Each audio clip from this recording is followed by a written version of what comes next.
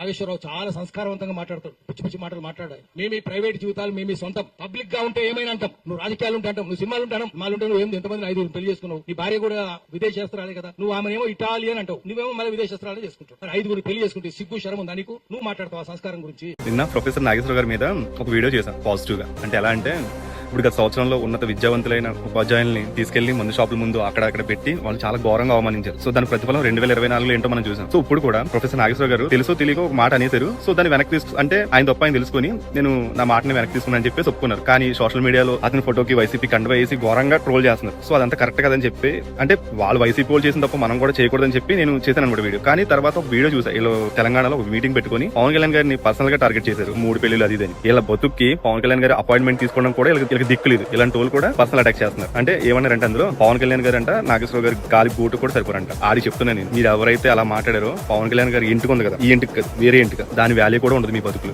దిగజారిపోవాలా 3 పెళ్లిలు, మళ్ళీ 3 పెళ్లిలు ఎందుకు వచ్చినాయి? మళ్ళీ మధ్యలో పవన్ కళ్యాణ్ గారి వైఫ్ ని తీసుకొచ్చారు.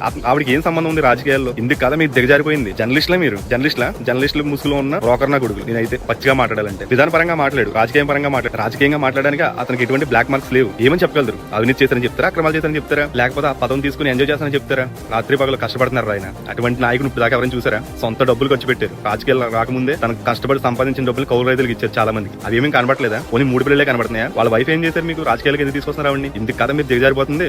మీ ప్రొఫెసర్ నాగేశ్వరరావు గొప్పోడైతే నెత్తిని పెట్టుకుని పూజించుకోండి. అంతేగాని పవన్ కళ్యాణ్ గారు రాజకీయాలకు వచ్చారు, సినిమాలు ఉంటే ఏం మాట్లాడడం, పబ్లిక్ వచ్చి మాట్లాడితే కొత్త చెక్కేస్తారు. సరే అర్థం చేసుకుని మీకు వయసు ఉంది, ఆ వయసు తగ్గట్టు మాట్లాడండి. మేము జర్నలిస్టులు, మేము ఏ రాస్తే అదే రాతలో, మేము ఏం చెప్తే అయ్యే నిజాలు. అంటే ఇప్పుడు సమాజం చాలా మారింది, చాలా మందికి అన్ని తెలుస్తుంది. సో ఏం చేసినా సరే, ఏం చెప్పినా సరే 1కి 10 సార్లు ఆలోచించి చెప్పండి. ఎవరినైనా విమర్శ చేయాలంటే రాజకీయంగా విమర్శ చేయండి, అంతేగాని వ్యక్తిగతాల్లోకి వెళ్తే మాత్రం చెక్కేస్తారు ఈసారి.